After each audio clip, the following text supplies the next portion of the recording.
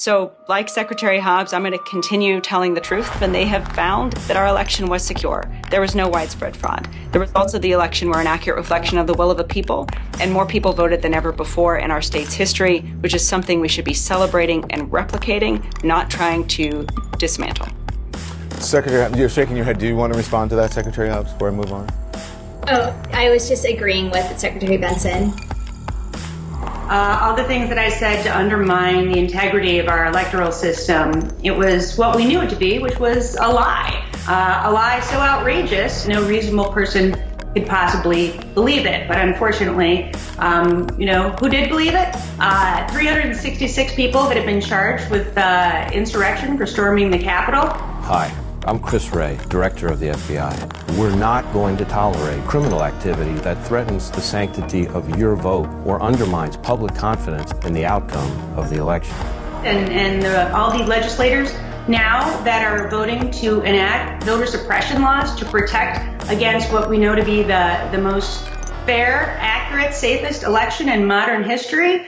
And, when you get the name of a dog or you get deceased people or somebody who was born in 2020, that was the birth date for one of these people who was supposedly registering to vote. It's just amazing. So this is widespread.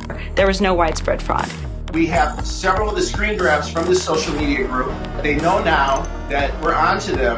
This wasn't an isolated incident. This was statewide, and it was hidden by Attorney General Nessel. It was hidden by Jocelyn Benson. It was hidden by the governor there, Gretchen Whitmer. Earlier today, Attorney General Dana Nessel was joined by officials from the Department of Justice and the FBI to announce state and federal charges against 13 members of 2 militia groups who were preparing to kidnap and possibly kill me. They must have known that this was widespread. They contacted the FBI for Muskegon, but they never said anything to people about these rest of these different clerks' offices who were receiving these packages. Let me add too, Natalie, in some of these boxes, they were marked protective equipment, PPE. They opened the boxes and they found face masks and registration in the same box.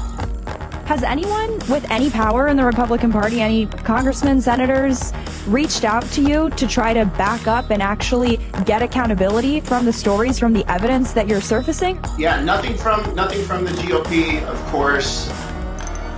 It's about the same response that we typically get when we break a huge story. But this is very important. We're not going to stop. We're going to continue. We have some other bombshells to release that we're, holding in our back pocket right now.